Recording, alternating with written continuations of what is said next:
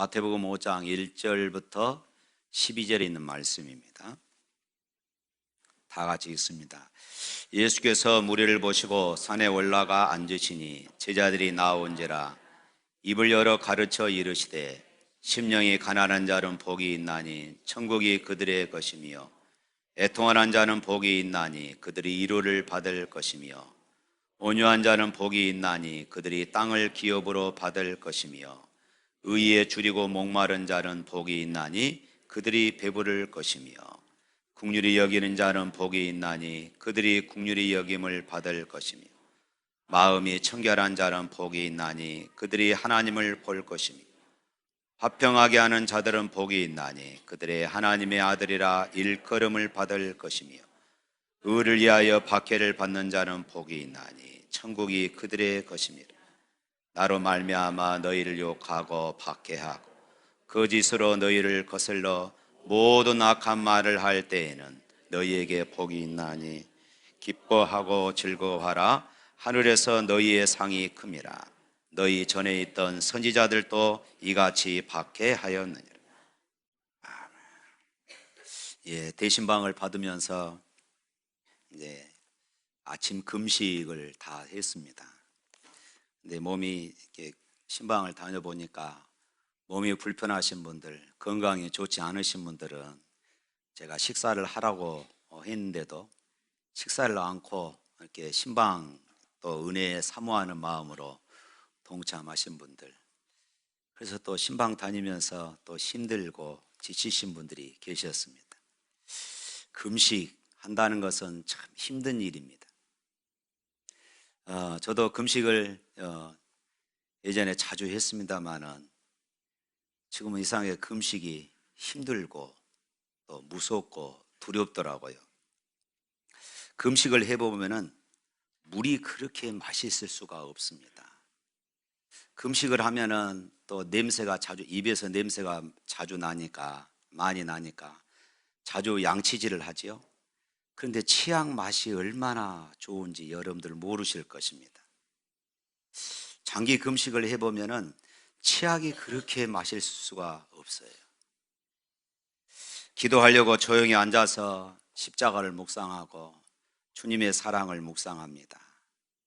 그런데 나중에 이제 배가 고프고 힘이 들면은 보리밥에다가 고추장 넣고 열무김치 넣고 비벼서 먹는 것이 그렇게 생각이 나고, 어제 때는 기도가 안 되는 이런 경우들도 경험합니다.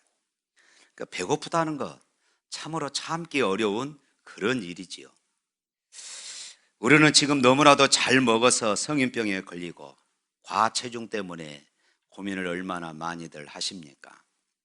그런데 불과 40, 50년 전만 해도 보릿고개라는 말이 있었습니다. 우리 청년들은 잘 알지 못하겠지만은 이제 보리를 추수하기 전 춘궁기가 되면은 먹을 것이 없어서 풀뿌리를 이렇게 뽑아서 그리고 나무 껍질을 벗겨서 그렇게 끼니를 해결하는 그런 때가 있었던 것입니다. 제가 어렸을 때만 해도 동네 어른들 만나면은 인사가 무엇이냐, 진지 잡수셨습니까? 이거였어요. 사실 진지 잡수셨습니까? 이 말은 배고픈 시절을 그대로 반영하는 인사법이었던 것입니다. 먹고 싶은데 먹을 것이 없어서 먹지 못하는 슬픔은 이루 말할 수가 없습니다. 이 배고픔은 인간 생존을 위한 가장 중요한 문제가 되는 것입니다. 그러나 우리 주님의 말씀이 배고프고 목마른 자가 복이 있다, 이렇게 말씀을 하십니다. 우리의 육신을 위하여 주린 배를 채워줄 양식과 가란 목을 죽일 시원한 음료가 풍성한 것입니다. 그러나 우리의 영혼의 배고프고 목마름, 이것이 더 복되다고 주님이 말씀하고 있어요. 6절 말씀 한번 읽어볼까요? 6절 시작.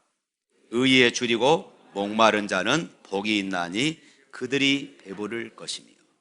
의에 줄이고 목마른 자가 복이 있다, 그리고 그들이 배부를 것이라, 이렇게 말씀합니다.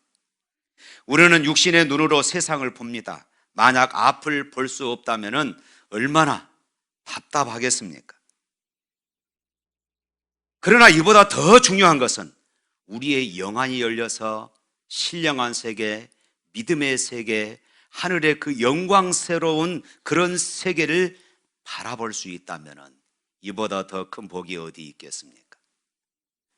우리가 들을 수 없다면 참으로 답답합니다. 그러나 이보다 더 중요한 것은 신령한 것을 들을 수 있어야 합니다. 그래서 주님이 말씀하시지요. 들을 귀 있는 자들은, 귀 있는 자들은 들을지어다. 신령한 소리를 들을 수 있는 귀가 있어야만이 복되다고 말씀합니다. 우리의 혀로 맛을 봅니다. 음식의 맛을 모르고 먹는다면 얼마나 심심하겠습니까?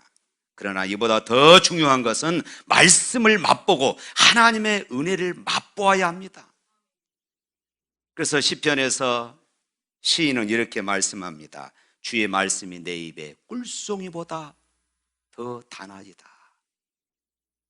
너희는 하나님의 은혜를 맛보아 알지어다. 하나님의 말씀의 맛, 은혜의 맛을 보라. 지금 이렇게 말씀하고 있습니다. 우리의 육신은 매일매일 풍성하고 기름진 식탁을 대하는 것이 복됩니다. 그러나 우리의 영혼은 줄이고 목이 말라서 목마른 사슴이 시냇물을 찾듯이 하나님의 의를 찾고 하나님의 은혜를 구하고 하나님의 도움을 바라는 것, 이것이 복된 것입니다. 왜냐하면 하나님께서 신령한 것으로 채워주시고 우리의 영혼뿐만 아니라 우리의 육체까지 채우셔서 배부르게 할 것이기 때문입니다. 할렐루야. 육신이 병든다의 특징 가운데 하나는 어떻습니까? 먼저 입맛이 떨어집니다. 아무리 좋고 아무리 맛있는 것, 자기가 평상시에 좋아했던 그런 음식을 입에 댄다 한들 그것이 맛이 없습니다. 우리 집 막내가 예전에 어렸을 때에 어린이집을 다녀오면은 제일 먼저 묻습니다. 뭐 먹고 싶어? 그러면 우유, 또 요구르트, 요올로브, 그리고 각종 과일들을 막 먹어댑니다. 이렇게 잘 먹기 때문에 아이들이 건강하게 자라고 쑥쑥 자랍니다. 그런데 이제 요거 2학년이 되어서 옷을 입다가 조금 째인 것 같으면은 한 끼, 두 끼 굶는 것은 아무것도 아닙니다. 그렇습니다. 건강한 육체를 가진 사람만이 배고파하고 먹는 것을 즐거워하는 것처럼 건강한 영혼을 가진 사람도 영적으로 배고파하고 영적으로 목말라 하는 것입니다. 의에 대한 배고픔과 목마름으로 의롭게 살려고 애씁니다. 정직하고 진실하게 살려고 애씁니다. 자신의 삶 속에 하나님의 의를 채우기 위하여 애를 쓰는 것이에요. 그러나 입맛이 없어서 먹지도 않고 마시지도 않는 사람은 육체가 병든 것처럼 영적으로도 역시 마찬가지입니다. 의에 줄이지도 않고 목마르지도 않고 정직하게 살고 진실하게 살려고 노력하지도 않는 사람은 영적으로 병든 사람입니다. 여러분 자신의 영적인 상태를 한번 스스로 점검해 보시기를 바랍니다. 나는 영적으로 건강한 사람인가? 아니면은 병든 사람인가? 아니면은 병들어가고 있는가? 영적으로 강건하여 날마다 하나님의 의를 구하는 의에 줄이고 목마른 자가 되기를 주님의 이름으로 축원합니다.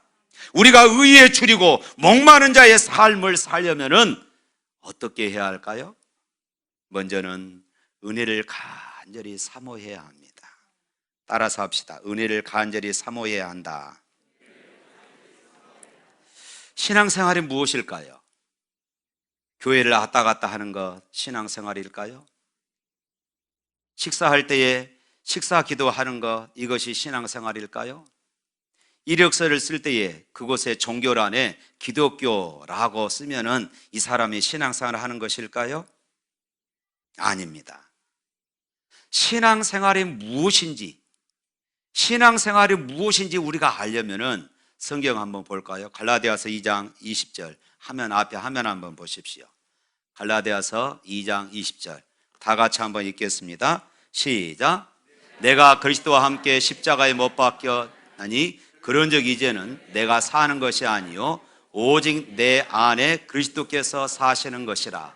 이제 내가 육체 가운데 사는 것은 나를 사랑하사 나를 위하여 자기 자신을 버리신 하나님의 아들을 믿는 믿음 안에서 사는 것이라. 할렐루야. 나를 사랑하사 나를 위하여 자기 몸을 버리신 하나님의 아들을 믿는 그 믿음 안에서 사는 것, 이것이 신앙생활입니다. 하나님의 아들을 믿는 믿음 속에 푹 빠져서 사는 것, 이것이 신앙생활이에요. 그분을 절대적으로 믿는 것입니다. 밤이고 낮이고 그분을 의지하고 그분의 이름을 부르며 그분을 믿고 그분을 따르는 것, 이것이 신앙입니다. 그렇다면 내가 항상 믿고 의지하는 그분이 어떤 분이십니까? 나를 사랑하사 나를 위하여 자기 몸을 버리신 하나님의 아들이라, 이렇게 말씀합니다. 이것만큼 대단한 말이 어디 있습니까? 하나님의 아들이 나를 사랑하신다고 말씀합니다. 말로만 사랑한 것이 아니라 참으로 나를 위해서 자신을 십자가에 희생시키기까지 우리를 그렇게 사랑하신다고 말합니다. 도대체 이 말씀이 한두 마디로 때울 수 있는 그런 말씀입니까? 한두에 뜨겁게 믿었다고 해서 모두 이해될 문제입니까? 이 예수님을 깊이 한번 생각해 보십시오. 하나님의 아들이, 거룩하신 하나님의 아들이, 하늘과 땅의 모든 권세를 가지신 창조주 하나님이, 바로 그분이 나 같은 것을 너무 사랑하셔서 나를 위하여 죽으셨다고 말씀합니다. 이분에 대해서 더 알고 싶은 그런 갈증이 우리 안에 있어야 합니다. 한 번 만나면 끝날 문제가 아닙니다. 한두 번 이야기 들었다고 해서 다 알게 되는 것이 아닙니다. 우리가 구원받은 것은 사실이지만 예수님을 완전히 아는 것이 아닙니다. 우리는 부분적으로 알고 있습니다. 그 크신 하나님, 그 크신 예수님의 사랑, 우리가 무슨 수로 다 안다고 말할 수 있겠습니까? 그 크신 하나님의 사랑 말로 다 형용 못하네. 그렇습니다. 하늘을 두루마리 삼고 바다를 먹물로 삼아도 하나님이 이 큰 사랑을 다 기록할 수가 없어요. 그러므로 신앙생활이란 이런 것입니다. 나를 사랑하사 나를 위하여 자기 몸을 버리신 예수님이라니, 이것은 정말로 도무지 이해가 안 돼. 내가 무엇인데 그분이 나를 이렇게 사랑하셨는가? 그분이 어떤 분인가 알고 싶어. 그분을 만나고 싶어. 그분의 얼굴을 내가 뵙고 싶어. 그래서 이런 심정으로 지은 찬양이 있습니다. 예수를 생각만 해도 이렇게 좋거든. 주 얼굴 배울 때에야 얼마나 좋으랴. 할렐루야. 이렇게 주님을 알고 싶어하고 주님을 갈망하고 그 사랑에 대한 비밀을 좀 더 이해하고 싶어서 마음의 갈증, 내 영혼의 목마름을 가지고 주님 앞에 날마다 나오는 사람, 이 사람이 의에 줄이고 목마른 사람인 것입니다.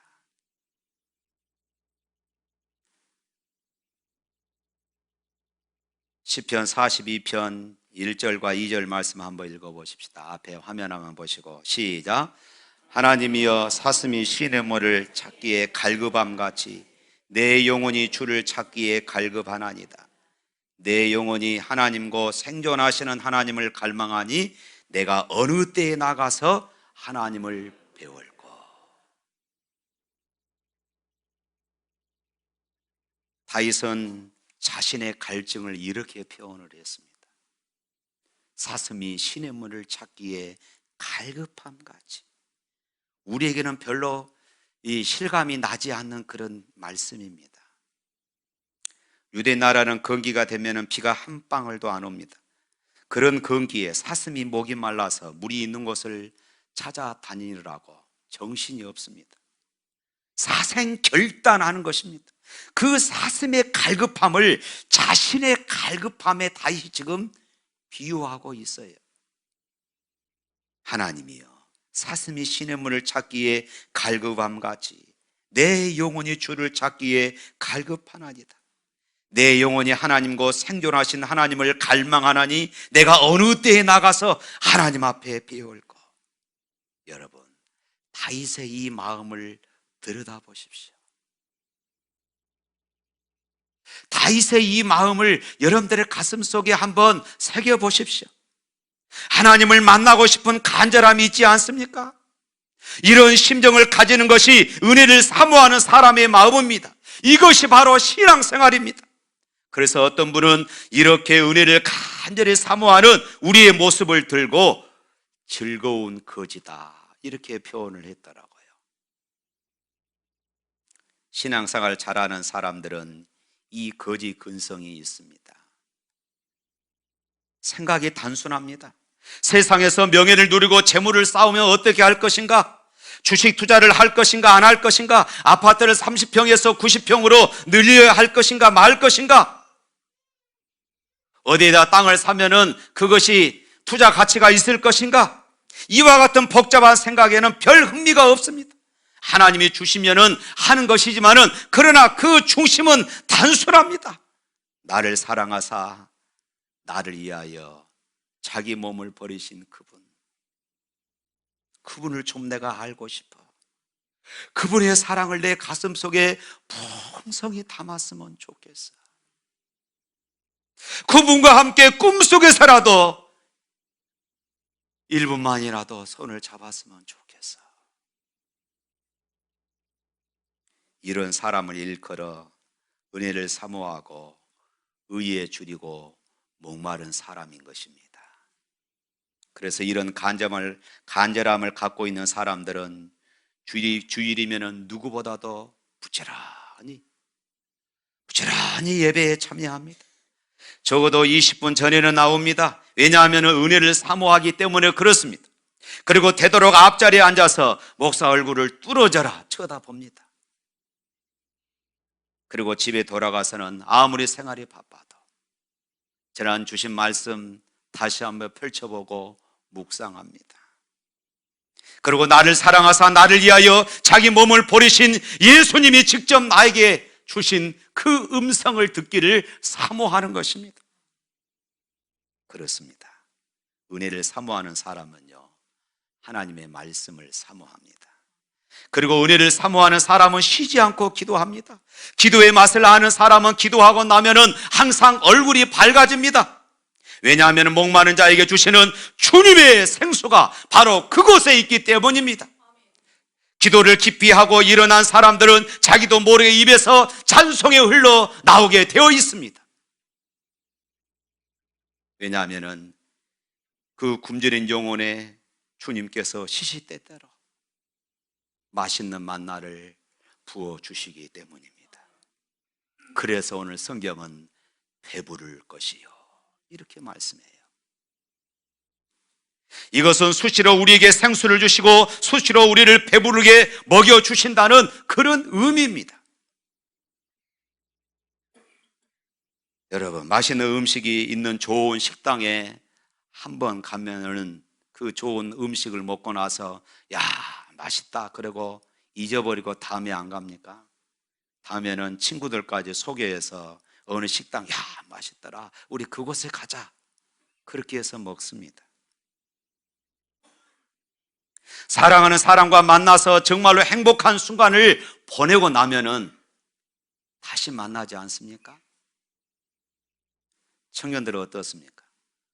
저녁 12시까지 데이트하고 집에 들어와서 또 보고 싶어서 핸드폰을 열어 전화합니다. 자기야, 나 또 보고 싶어. 그리고 날이 새도록 통화합니다. 그리고 아침에 코피가 터져요. 왜요? 사랑하니까 그렇습니다.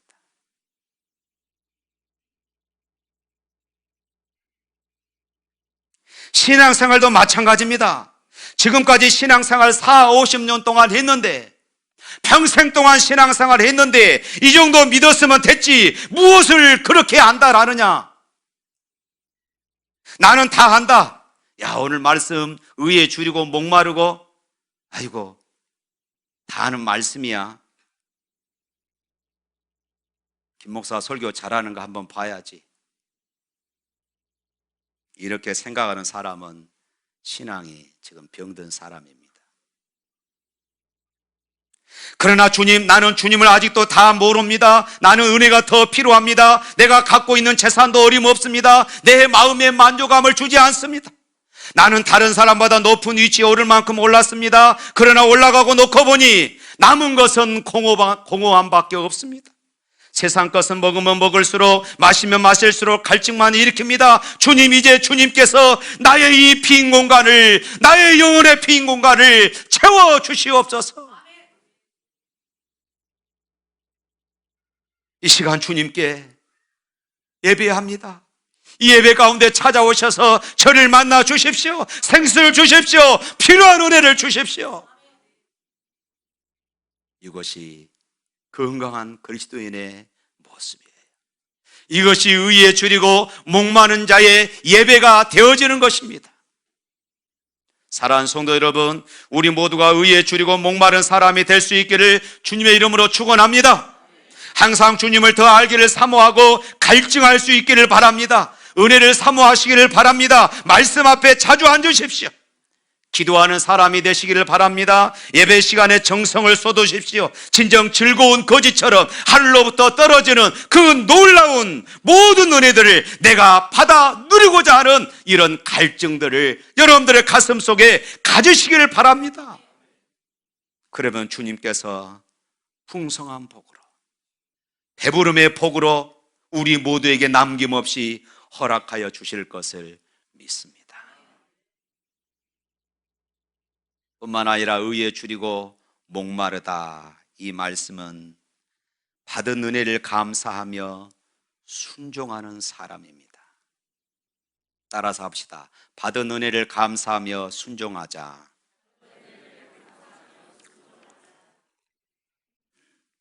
이것이 바로 야고보서에서 강조하고 있는 말씀입니다.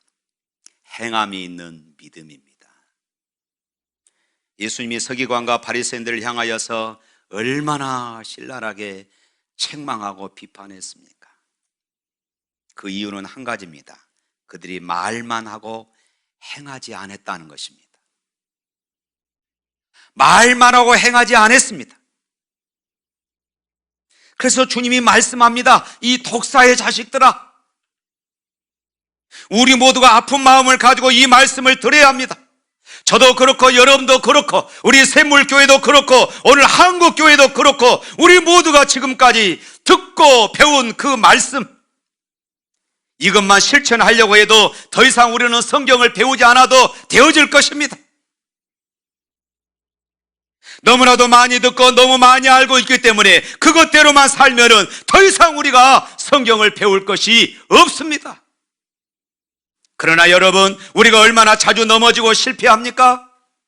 그리고 우리가 수없이 많은 은혜를 받았다고 하는데 우리의 생활에서 그만큼 순종하고 변화된 삶을 살아가지를 못합니다.